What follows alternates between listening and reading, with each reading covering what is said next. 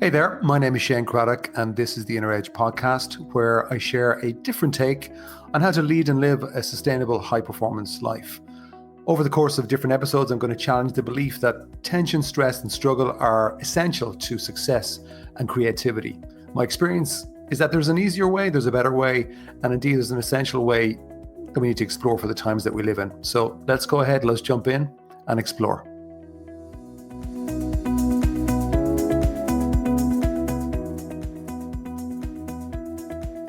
Hi there, and welcome to today's episode. I was sitting here just before we hit record, and I suppose just bringing myself into the moment, getting ready for this podcast in my own way. And before I get into today's episode, it just occurred to me as something I've been talking at different company launches this week and last week, and I just thought I'd share with you a question that is of huge value to you and maybe for people around you, but it's a great mental question, which is, what would be the best you could imagine for yourself this year? And to really give yourself some time, not just in a kind of a superficial way, but to kind of take some time out, maybe go for a walk over the coming days by yourself, out in nature, relax your mind, bring yourself more into the moment, and then sit down with a pad and say, well, if I took logic off, what would be the absolute best I could imagine, and write that out. But to write it out as if it was a letter to yourself from the future. So, dear Shane, I'm recording this in January 2024. So, dear Shane, January 2024, this is Shane in whenever, December 2024, or whatever time. Let me tell you what's just happened, because it's been absolutely fantastic. And then write down what's important to you. It doesn't guarantee anything, but what it does do is prime a part of your mind, I think, to help steer you over the course of the year ahead. And it's very, very powerful. So anyway, if you do it, maybe make a note in your diary to send me a little update at the end of the year and let me know how you get on. I'm always amazed at it. And there's more around that I talk about with clients, but that's just a specific exercise I think is worth doing. And as I said earlier on, I was speaking at a few company annual kickoffs last week and the week before, and also talking to some clients about the year ahead. As I say, this is January 24, even though this particular episode it's universally relevant to any time of the year, I think. We want to talk about conditional thinking, because that's one of the things that has emerged in conversation. Now, it's something I'm very aware of myself, and I watch for in clients. I haven't done an episode on this before, but this is a big, big area, and it's so subtle, but yet so powerful. And I suppose the key point in this particular episode, because it's, there's a short little chunky nugget episodes, is that much of your thinking is conditional. Much of it, most of it. The question is it serving your highest good? And very often, actually, I find that it isn't. Now, for example, a couple of people that I met this year, I'd say, I just asked them, what's your expectation on the year ahead? And it's always interesting to kind of watch people's answers, because very often it's dictated by what they're hearing about in the industry. Is the market up or down, or what they're hearing in the media, which generally is very volatile. And so you could, if somebody said to me, well, this year, and they have said to me this week, this year is going to be tough, it's going to be challenging. I'm just going, okay, really? Says who? Are you able to predict the future? Say, well, the market's this, the market's that. And fair enough. Markets dictate perhaps different opportunities, but there's always opportunities. But what I'm fascinated with is that you can have two people in the exact same circumstances with perhaps the same skill set, expertise, and experience, but based on their thinking, they will have a different experience and approach and get different results. So, for example, and I've seen this many times, one person might get beaten down and the other person might rise to the challenge. What's the difference? It's their mindset, which dictates their thinking. And that's kind of the area that I'm kind of pointing towards, is that it's conditional thinking. It's like, well, if X is going to happen, that means I'm going to be Y. Now, for example, just kind of another one which I've experienced myself, is that somebody would have said to me, well, I haven't been able to exercise the way I normally do in the last few months because of an injury or because I've been busy or whatever. So as a result, my energy and state couldn't be as good as it would have been before. Really?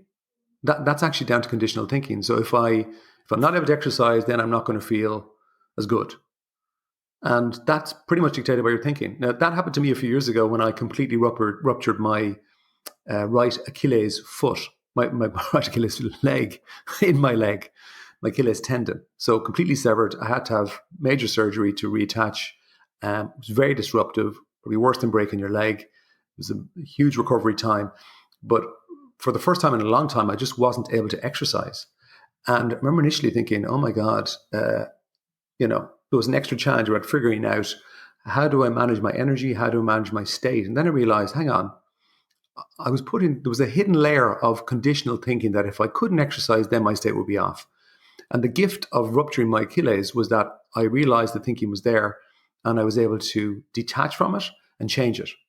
Now, I will credit a mentor of mine with really, really opening my eyes to the extent to which conditional thinking dictates our lives and our work and our results. And I had found this person after quite a while of looking for them, what I would call like a complete inner champion, somebody who doesn't work with many people, but I convinced them to say, okay, to free up time. And it was expensive. It was a financial commitment that was, you could say, maybe it was a big stretch at the time because I was paying a good chunk of money every month for a year. But at the very start, they had said to me, look, if you want to make this impactful, you need to be face to face with me for at least 2 half days in your week. And as a business coach and consultant, solo person, that's a lot of time. And I remember saying to them, I said, whoa, that's, it actually was going to be about 30% of my week if it took in travel time. So I was saying, listen, that's about 20%, 30% of my week. So that means my income's going to be down 20%, 30%, which is difficult to accept. And then they'd said to me, if you say so. Sorry, I said, what do you mean if I say so? That's just a fact. And they said, no, if you say so, if your mind says so, if your thinking says so, then that's what's going to happen. And then they turned around to me as I was just literally in shock. And they said to me, yeah, your mind is very conditional.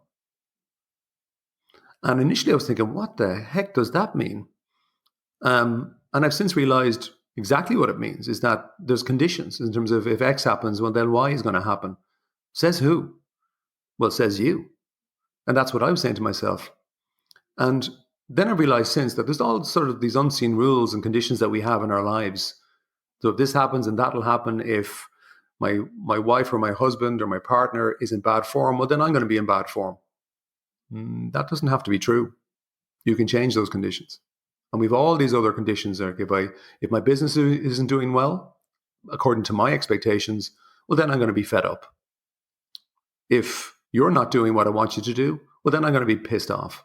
It's like, oh, really? That's a condition. And if it's a condition, it's based on thinking, which means I can change it. Just as it happens, I ended up working with that mentor for a year. It was tough, really tough, but it was transformational in terms of my own understanding of the inner world. And as a tiny, tiny, tiny plug, some of that is written in my book, The Inner CEO, if you're interested. But what ended up happening was, and this is true, I ended up actually increasing my revenue that year by 30%, even though my time reduced by 30%. And that was a real, real eye-opener, purely down to me challenging my conditional thinking. And I've kept doing that ever since. And it's just been a very interesting experiment because it has been a real game changer in terms of increasing my business, in bringing in more opportunities, and then also improving my quality of life, my relationships, my health. And what I'm fascinated with is that it doesn't seem to be ever ending. There's always conditions. So you get to, you might rise up to a level in any context, sport, business, life, health, relationships. You're going to hit up against other conditional thinking, and to go to the next level. The real answer is how do I change it? And increasingly, that's where I spend a lot of my time working with private clients or clients that are in groups or workshops. If you're interested, other tiny plug, something that we do hit on a lot in MindShift, my program coming up starting the 19th of February. It's group format, virtual. You can do it from anywhere in the world. And if you can free up the time, well, why shouldn't you? But also we talk a lot about time because time and how we look at it is very conditional. Time management is very conditional, how we see time. And what I'm fascinated with is, people who are very successful, they definitely look at time differently to the average person. And if you're interested, we go into that in MindShift. And as it happens, the same mentor challenged me when it came to my kids, because I remember in passing, as I got to know them, I was, increasingly honest, maybe vulnerable. And I remember saying, oh, when the kids are in a certain mode, they do my head in because it's so hard. Business is much easier. And they looked at me again and said, well, if you say so. And I was like, oh, here we go again. And they just pointed out and said, well, that's conditional. You're telling yourself that. It's almost like a trigger, because a trigger is generally conditional. If you say something, then I'm going to feel it. Why? Or think why. And they said to me, well, you can always experiment and change it and say, well, when the kids kick off, as in start acting up, you could change that thinking into, I go more into the present. I use it as a trigger to go more into the present and to really be centered. And it's great training for that. And that wasn't easy to change, but by God, did it work. And was, again, a real lesson. And there's no end to this if you get really into it. And this is what I love about inner work and the inner world, is that it's very rewarding and it's a real game changer stuff. I'm going to give you an exercise and to kind of consider doing, apart from that, imagining the best, but an exercise around maybe awareness in terms of conditional thinking. But I just want to mention as well, God, I'm full of plugs this week, but just in case you don't know, on my website, there's a link to an online academy. And there's a few products there. And because of the time of the year, I just want to flag there's some helpful tools for planning and for clarity about your personal and business vision. One of them is called Blueprint Personal, and one of them is called Blueprint Entrepreneur. And both of them have different contexts. Both of them can be used complementary, but check them out if you're looking for something to help you craft not just a plan, but a vision, an exciting, compelling vision. Because there's videos and workbooks and tools attached to them.